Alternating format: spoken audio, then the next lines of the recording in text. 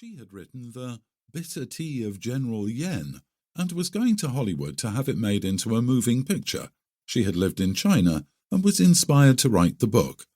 That is the secret of success, to make what you are doing interesting to other people. Be interested yourself and others will find you interesting. A good disposition, a smile, often opens the secret door.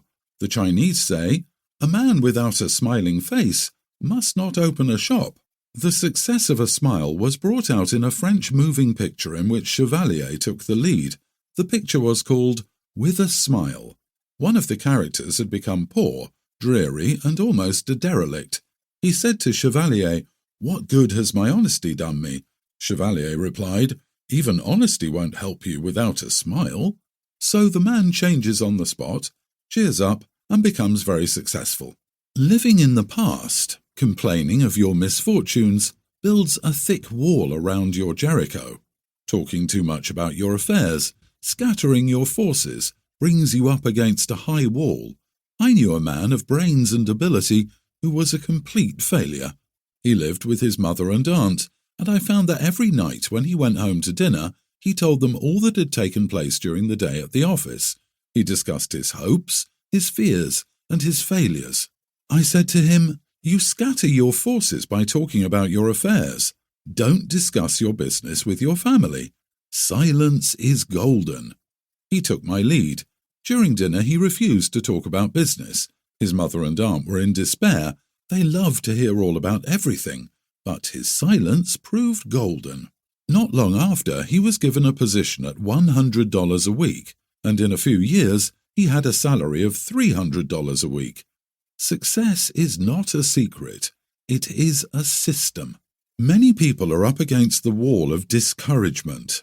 Courage and endurance are part of the system. We read this in lives of all successful men and women.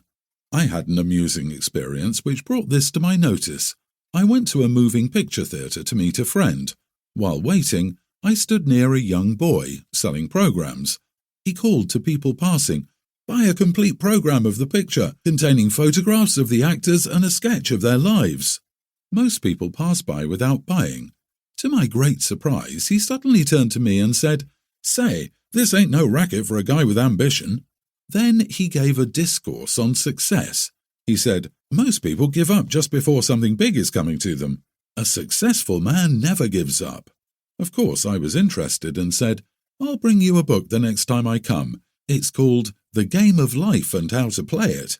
You will agree with a lot of the ideas." A week or two later, I went back with the book. The girl at the ticket office said to him, "Let me read it, Eddie, while you're selling programs." The man who took tickets leaned over to see what it was about. The game of life always gets people's interest. I returned to the theatre in about 3 weeks. Eddie had gone. He had expanded into a new job that he liked. His wall of Jericho had crumbled. He had refused to be discouraged.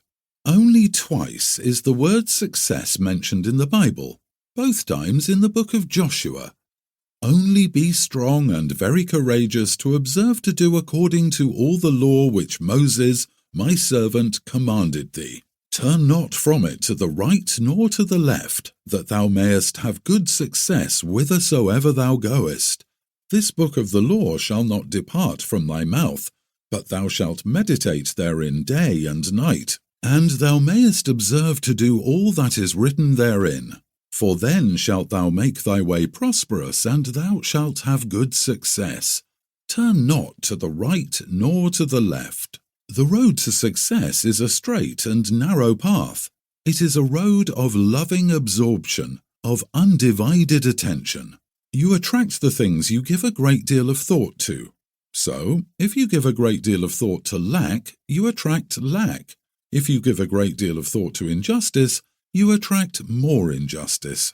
Joshua said, "And it shall come to pass, that when they make a long blast with the ram's horn, and when ye hear the sound of the trumpet, all the people shall shout with a great shout, and the wall of the city shall fall down flat, and the people shall ascend up, every man straight before him."